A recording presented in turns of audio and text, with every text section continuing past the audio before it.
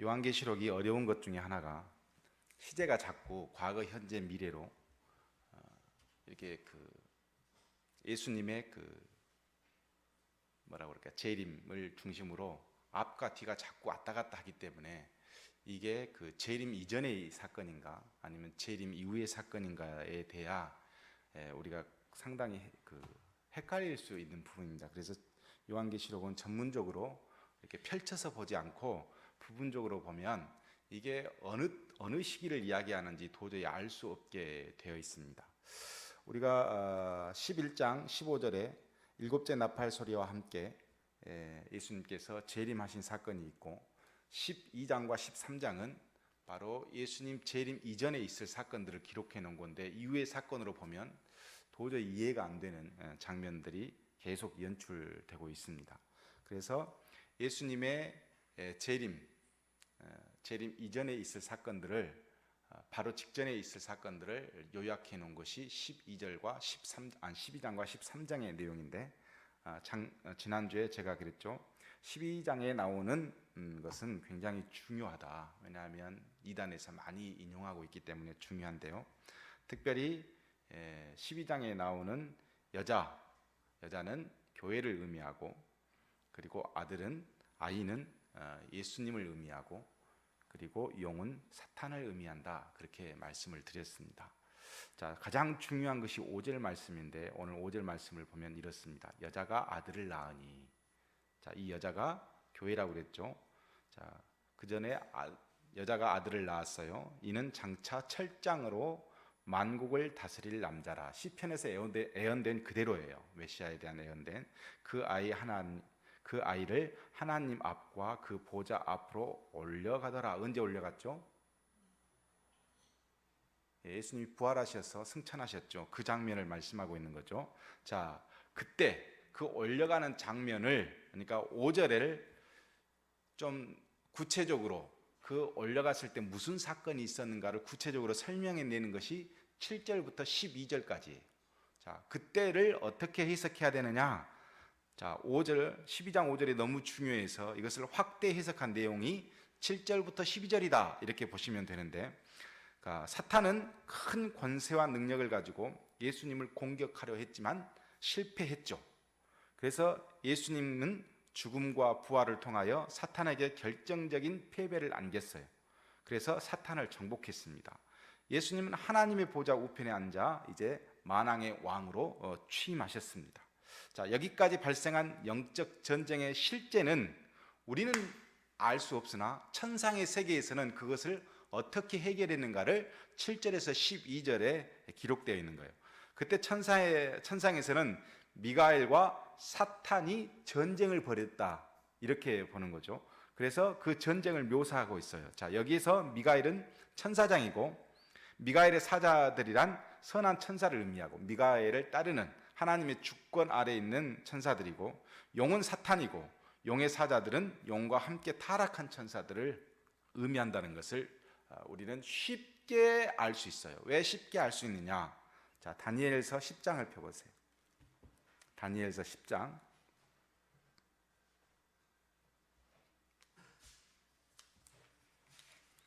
요한계시록은 어느 한 부분도 자기가 그냥 이무대로 쓴 것이 하나도 없어요. 전부 다 성경을 인용했고 예언된 말씀들을 그대로 성취하는 내용들로 기록이 되어 있습니다. 다 다니엘서 10장 1절부터 3절에 보면 무슨 내용이 있냐면, 자, 다니엘이 페르시아 왕 고레스 3년에 큰 전쟁에 대한 환상을 보았다, 1절이 그렇게 되어 있어요.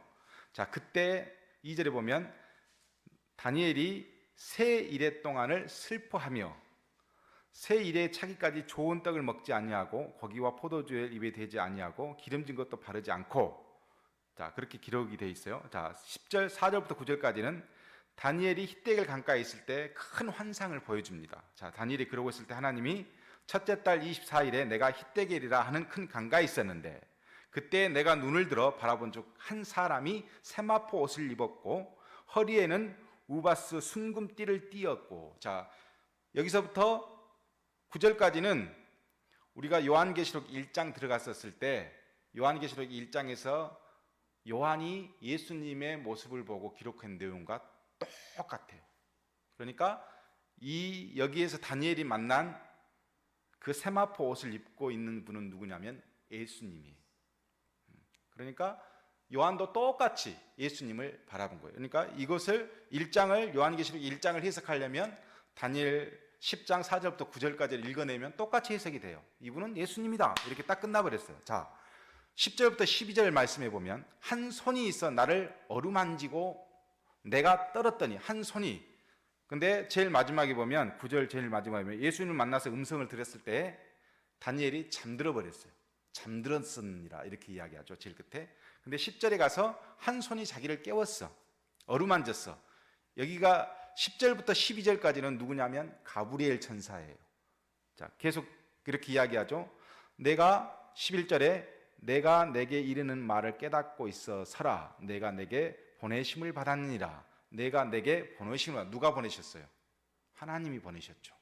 그래서 보내심을 받아서 네 앞에 왔다. 그러면서 12절에 이렇게 이야기하죠. 다니엘아 두려워하지 말거라. 내가 깨달으려 하여 내 하나님 앞에 스스로 겸비하여 하기로 결심하던 첫날부터, 자, 내가 기도한 첫날부터 내 말이 응답받았으므로 내가 내 말로 말미암아 왔느니라 그랬어요. 자, 가브리엘이 네가 기도한 첫날부터 하나님께서 내게 응답을 갖고 가라 해서 내가 그것을 갖고 왔었다. 자, 깊이 잠든 사이에 한 천사가, 이건 가브리엘 천사의 가능성이 아주 높죠. 천사가 기쁜 소식은 누가 전해주죠? 마태복음에 가브리엘 천사. 자, 21일간 기도를 시작할 즈음에 보내심을 받았다. 이게 3주 전에 보내심을 받았는데 왜 인제야 도착했느냐? 13절에 보면, 다니엘서 13절에 보면 이렇게 되어 있습니다. 바사 왕국의 군주가 21일 동안 나를 막았으므로 내가 거기 바사 왕국들의 왕들과 함께 머물러 있더니 가장 높은 군주 중 하나인 미가엘이 와서 나를 도와주므로 이렇게 되어 있어요. 자, 바사 왕국의 군주가 누구겠어요? 사탄이에요. 그러니까 바사 왕의 군주가 하늘에 있을 이유가 없잖아요. 그러니까 이것은 그 당시에 이스라엘 억압한 바사 왕을 사탄으로 묘사해서 표기한 거예요. 그러니까 사탄이 21일 동안 나를 막았어. 그래서 내가 너에게 하나님의 응답을 갖고 오는데 지체되었고, 그런데 그 지체되는 중에 가장 높은 군주 중 하나인 천사장이 미가엘이 와서 나를 도왔으므로 이렇게 돼 있어요. 자, 이렇게 되면 무슨 뜻이냐면 가장 높은 천사 중 하나인 미가엘을 언급하고 있고, 이 미가엘이 도와서 승리한 이야기가 어디에 있냐면 다니엘에 기록되어 있고, 그 다니엘에 기록된 내용을 그대로 요한계시록으로 옮겨서 요한이 예수님께서 죽으시고 부활하시고 승천하신, 그래서 하나님 우편에 계시는 그 모든 과정을 어디에서 비유해서 듣냐면 그것도 천사장인 미가엘이 함께 예수님의 명령을 받고 싸워 이기는 장면으로 묘사하고 있다라는 거죠. 그러니까 이렇게 돼 있죠. 자, 다니엘 10장에 나오는 것은 내용은 그 정도로 하면 여러분께서 이해해 주실 것 같고, 종말의 큰 환난에서 하나님의 백성을 구원할 자인 미가엘, 이 미가엘에 대한 예언은 이미 다니엘에서 이야기하고, 이 예언되어진 것을 성취한 것이 누구예요? 요한계시록 10장, 아니 오늘 12장에 있는 내용이란 말이에요. 그러니까 다니엘이 본 환상을 지금 요한이 성취해내고 있는 과정이에요. 미가엘 천사가 사탄을 이길 수 있었던 것은 무엇 때문에 이길 수 있었냐? 바로 이 하늘의 전쟁 앞에 설명되어진 예수 그리스도의 출생과 그리고 죽음과 부활과 승천과 관련되어 있는 거예요. 자, 예수 그리스도의 하나님 보좌의 우편에 앉아 계시면서 예수님의 대리자인 미가엘이 승리로 이끌게 되어지는 영적 전쟁, 이것을 그대로 표현해 놓았다라고 보시면 딱 맞는 소리예요. 다시 말해서 저 천상에서 그러니까 하나님을 대적한 타락한 천사들이 예수님의 십자가의 죽으심, 부활, 승천, 우리는 거기까지 말지만 그것으로 인해서 권세가 꺾여버리는 사건, 그것을 누가 했느냐? 미가엘이 예수님의 대리 역할을 통해서 전쟁을 벌였고 그 전쟁 이야기가 오늘 여기에 기록되어 있다. 이렇게 보시면 된다는 겁니다. 본문 9절에 보면 잘 설명되어 있습니다. 큰 용이 내쫓기니 옛 뱀 곧 마귀라고도 하고 사탄이라고도 하며 온 천하를 꾀하는 자라. 그가 땅으로 내쫓기니 그의 사자들도 그와 함께 내쫓기니라. 자, 공중 권세 잡은 자 누구였어요? 사탄이었죠. 이 사탄이 언제 쫓김을 받았어요? 예수님이 십자가와 부활과 승천 때 공중에서 쫓김을 받았어요. 어디로? 땅으로 쫓겨나게 되었다. 이렇게 기록해 있죠. 자, 여기서 중요한 것이 사탄이 하늘에서 땅으로 쫓겨난 시기가 언제예요? 사탄이 하늘에서 떨어진 이 사건은 창조 이후 사탄이 타락한 사건이 아니고 예수님 탄생, 죽음, 부활, 승천으로 인해서 사탄이 패배한 거예요. 그러니까 사탄이 천상에서 쫓겨난 것은 언제냐면 예수 그리스도의 십자가, 부활, 승천 이후에 쫓겨났어요. 그래서 예수님께서 세상의 모든 권세를 내가 지고 있고 이 권세를 너희에게 준다고 제자들한테 이야기하잖아요. 자, 이처럼 예수님의 탄생, 승천 사건은 하나님의 나라와 사탄의 나라 사이에 영적 전쟁, 결정적인 전환점이 되었습니다. 자, 우리는 이런 사실을 공감복음에서 보면 예수님께서 귀신 축출 사건이 나와요.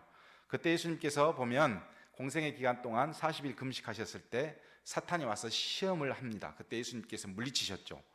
그래서 귀신들을 쫓아내시는 그 이후부터 예수님께서 귀신들을 계속 쫓아내셨는데 마태복음 12장 28절에 보면 예수님께서 이런 말씀이 기록되어 있어요. 내가 하나님의 성령을 힘입어 귀신을 쫓아내는 것이면 하나님의 나라가 이미 너희에게 임하였느니라. 귀신을 쫓아내는 것이면 하나님 나라가 너희에게 이미 임했다. 그러시면서 예수님께서 자신을 통해 하나님의 나라가 임했음을 보여주는 증거로 귀신들을 계속해서 쫓아내시는 거예요. 그건 뭐냐면 마태복음 12장 29절에 이렇게 기록해요. 사람이 먼저 강한 자를 결박하지 않고서야 어떻게 그 강한 자의 집에 들어가 그 세간을 강탈하겠느냐. 결박한 후에야 그 집을 강탈하리라. 여기서 강한 자는 사탄이고 강한 자의 집은 사탄의 왕국이고 세간은 사탄의 소유 안에 있는 사람들을 의미해요. 그래서 예수님이 강한 자인 사탄과 싸워 이겨 사탄의 왕국에 사로잡혀 있는 사람들을 구출하러 이 세상에 오셨다는 거예요. 그 사건이 십자가의 부활 사건이에요. 그래서 예수님께서 오신 목적은 우리 죄 때문에 우리는 내 죄 때문에 오셨어요 이렇게 소박하게 축소화시키지만 사실은 인류의 죄 때문에 오신 거고 그뿐 아니라 사탄의 왕국을 멸망시키기 위해서 오셨고 예수님의 부활 승천은 그 사탄의 공중 권세가 완전히 꺾어버리는 사건이다 하는 거예요. 그것을 요한계시록 오늘 본문에 그렇게 기록해 놓은 겁니다. 하나님의 나라를 이 땅에 건설하는 것과 사탄의 나라를 정복시키는 것이 서로 연관이 되어 있어요. 하나님의 나라는 세워졌다는 것은 뭐냐면 사탄의 왕국이 없어졌다는 거예요. 그래서 예수님의 초림으로 인해서 예수님의 탄생, 죽음, 부활 이 사건은 하나님 나라가 결정적으로 도래했음을 알려주는 것이고 사탄은 치명적인 패배를 당해서 저 하늘에서 땅으로 추방된 것, 이 사건이라 하는 거죠. 자, 10절에서 12절에 보면 예수님의 죽음과 부활 승천으로 인해 영적 승리하게 된 찬양 내용이 있어요. 이렇게 되어 있습니다. 내가 또 들으니 하늘에 큰 음성이 이르되 이제 우리 하나님의 구원과 능력과 나라와 또 그의 그리스도의 권세가 나타났으니 우리 형제들을 참수하던 자 곧 우리 하나님 앞에서 밤낮 참수하던 자가 쫓겨났고 또 우리 형제들이 어린 양의 피와 자기들의 증언하는 말씀으로써 그를 이겼으니 그들은 죽기까지 자기의 생명을 아끼지 아니하였도다.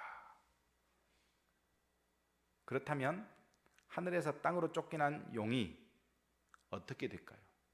땅으로 쫓겨났으니까 이제 용이 하늘에서 땅으로 왔으니 어떻게 되겠어요? 12절에 이렇게 기록이 되어 있죠. 찬양하면서 하늘과 그 가운데 거하는 자들을 즐거워하라. 그러나 하늘은 즐거워하지만 땅은 어때요? 땅과 바다는 화 있을진저. 이는 마귀와 자기가 때가 얼마 남지 않은 줄을 알므로 크게 분내어 너희에게 이르러 갔습니다 하더라. 어디로 왔어요? 우리한테 왔어요. 이 세상으로 왔어, 사탄. 자, 사탄이 땅으로 쫓겨남에 따라 땅에 있는 교회가 문제가 됩니다. 자, 13절에 이렇게 기록합니다. 용이 자기가 땅으로 내쫓긴 것을 보고 남자를 낳은 여자를 박해한지라. 여자가 누구라고 그랬어요? 교회를 박해할 수밖에 없죠.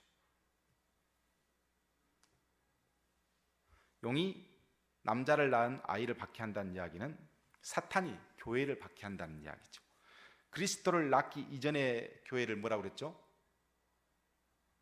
이스라엘. 그리고 이후 지금의 현 교회를 의미해요. 그래서 지금 사탄은 이 세상에 쫓겨나 여자를 박해하는 것이 자기가 때가 얼마 남지 않으므로, 그때는 예수님의 재림 때가 되면 다 끝나버리니까 그것을 이제 사탄이 박해하는 것을 목적으로 삼고 있어요. 그렇다면 교회가 어떻게 되겠어요? 교회가 그 여자가 6절에 보면, 우리 그 12장 6절에 보면 이렇게 있죠. 그 여자가 광야로 도망하며 거기서 1260일 동안 그를 양육하기 위하여 하나님께서 예비한 곳이 있더라. 어디로 가요? 광야.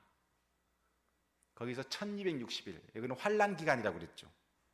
거기서 뭐 한다고요? 그를 양육하기 위하여 하나님께서 예비하신 곳 광야로 간다. 자, 14절에 그 여자가 큰 독수리 2날개를 받아 어디로 간다? 광야, 자기 곳으로 날아가 거기서 그 뱀을 낯을 피하여 한때, 두때, 반때가 뭐라고 그랬죠? 1260일 뭐 한다?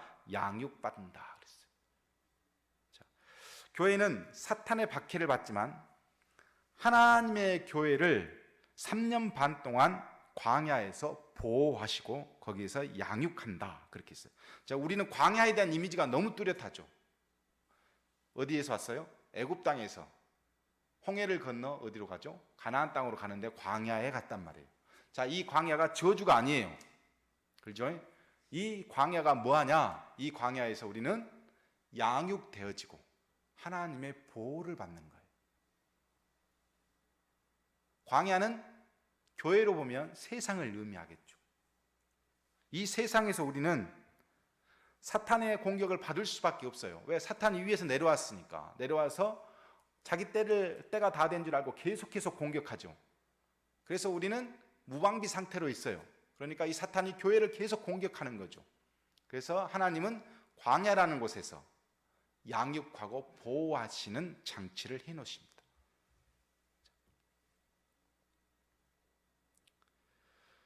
광야 기간은 하나님의 보호와 양육의 기간이다 이렇게 보면 되고, 그래서 사탄으로부터 시험과 박해를 받으면서 우리는 영적인 전투를 치러야 돼요. 누구처럼? 이스라엘 백성들처럼. 언제 에돔 백성이 올지 모르고, 언제 아말렉 족속이 올지, 언제 모압 암몬 족속이 와서 이거는 영적으로 보면 다 또 다른 귀신들의 모습일 뿐이에요. 사탄의 모습으로 계속해서 우리가 가나안 땅을 향해서 한 걸음 한 걸음 걸을 때마다 적국들은 끊임없이 우리를 공격하고, 언제 동안? 1260일 동안. 그래서 요한계시록 11장에 보았던 거룩한 성도 언제? 이방인에게 짓밟히는 기간도 1260일. 그래서 이 세상의 1260일이라고 하는 환난 기간 동안 계속해서 우리는 저 사탄으로부터 공격받을 수밖에 없는 상황이다. 그러나 하나님께서는 그 광야에 있는 우리를 보호하시고 양육하신다라는 겁니다. 지금 우리가 살고 있는 현재의 상태를 15절 16절에 너무 명확하게 기록해 놓았습니다. 여자의 뒤에서 뱀이 그 입으로 물을 같이 토하여 여자를 물에 떠내려가려 하려 하되 땅이 여자를 도와 그 입을 벌려 용의 입에서 토한 강물을 삼키니, 이렇게 돼 있어요. 자, 여자의 뒤에서 무엇이? 뱀이. 앞에서 공격해요? 뒤에서 공격해요? 뒤에서. 안 보여. 안 보인 상태야. 뒤에서 뱀이 공격을 해. 그 입에서 물을 강같이 토하여낸다는 것은 핍박하고 박해한다는 거예요. 죽이려고 하는 거죠. 토하여내. 여자를 교회를 물에서 떠나려 가려고 하니까 어때요? 땅이 그 여자의 토해낸 그 저주, 핍박, 박해 이 모든 것을 뭐 해버려요? 삼켜버려. 이것은 누가 하고 있어? 하나님께서 하고 계셔. 그래서 교회가 유지되고 있는 거예요. 그러자 사탄이 17절에 이렇게 기록합니다. 용이 여자에게, 사탄이 교회에게 분노하여 돌아가서 그 교회의 남은 자손 곧 하나님의 계명을 지키며 예수의 증거를 가진 자들과 더불어 싸우려고 바다 모래 위에 서 있더라. 자, 교회가 삼킬 수 없으니 어떻게 했어요? 남은 자손이 누구예요? 그 교회 안에 있는 개개인, 하나님의 계명을 지키며 예수님의 증거를 가진 자들을 더불어 싸우려고, 이제 개인과 싸우려고 어디로 가 있어요? 바다 모래 위에 서 있더라. 이렇게 하고 끝납니다. 자, 잘 보세요. 사탄의 공격이 제일 먼저 예수님의 십자가 구원 사건을 방해하려 했어요. 이것이 실패로 돌아가. 누구 때문에? 하나님의 역사 안에서. 누구를 대리해서? 미가엘 천사가 그 악한 사단과 싸워서 이겼죠. 그 장면이에요. 그랬더니 이 아이를, 예수 그리스도를 십자가의 부활을, 이 사건을 방해하지 못했어. 그래서 어디로 가요? 교회로 가. 교회에 가서 교회를 서지 못하게 하려고 했더니 하나님께서 광야의 예비된 곳에서 양육하고 보호해버려. 그러니까 안 돼. 그러니까 어디로 가? 개인으로 가. 제일 먼저 예수 그리스도를 방해했던 이들이 교회가 끝나면 개인으로 가는 거예요. 그 개인은 13장의 내용에 아주 자세히 기록이 되어 있어요. 자, 12장에서 사탄의 계력이 완전히 적나라하게 소개되어지죠. 우리는 12장을 통해서 깨달을 수 있는 것들이 몇 가지 있어요. 교회는 앞으로 이제 13장에 보면 알겠지만 첫 번째로 중요한 것은 뭐냐면 교회가 세상에서 박해를 받는 궁극적인 원인이 사탄에게 있다는 겁니다. 13장에 나오면 사탄의 하수인들이 나와요. 적나라하게 그들이 어떻게 하고 있는가를 기록하고, 두 번째는 사탄은 예수님의 초림, 죽음, 부활, 승천으로 이미 패배가 결정이 됐어요. 그때 전쟁은 끝나버렸어요. 미가엘이 이겨버렸으니까. 단지 사탄이 하늘에서 땅으로 쫓겨나 이제 최후의 발악 상태가 되어졌고 완전히 결박당할 줄 얼마 남지 않는 것을 알고 교회를 넘어서 이제 개인들을 공격하고 있는 겁니다. 사탄은 예수님의 재림 때 완전히 불못불에 들어갈 것입니다. 이제 그 이후에 보면 이제 알 수 있죠. 그리고 사탄이 자신이 얼마 남지 않는 기간에 교회도 박해할 것이고, 그리고 완전히 성공하지 못할 것입니다. 이것이 이제 요한계시록에서 나와 있는 요한이 본 미래의 어떤 모습들이라고 할 수 있겠죠. 중요한 것은 하나님의 교회로 하여금 사탄이 물리적인 박해는 허락하셨지만 하나님께서 교회를 영적으로 양육하고 보호하신다는 것이 우리에게 굉장히 의미 있는 겁니다. 그래서 지금의 어떤 세력, 교회가 흔들리고 있는 이 어떤 모습들, 이단들도 좋고, 이제 13장에 보면 너무너무 그게 적나라하게 잘 나오지만 그런 모든 대적으로부터 하나님께서 교회가 이렇게 흔들리고 있음에도 불구하고 하나님은 이 교회를 보호하시고 양육하실 겁니다. 그 안에 여러분이 있고, 그것이 힘드니까 여러분 개개인도 공격할 것이고, 그것으로부터 우리는 예수님께서 주신 어떤 승리의 메시지가 있기 때문에 담대하게 대처하고 이겨낼 수 있다. 이렇게 보시면 되겠습니다. 제가 요한계시록을 계속 보면서 느끼는 것이 정말 성도들이 요한계시록을 좀 집중적으로 공부할 필요가 있다라는 생각을 많이 하게 됩니다.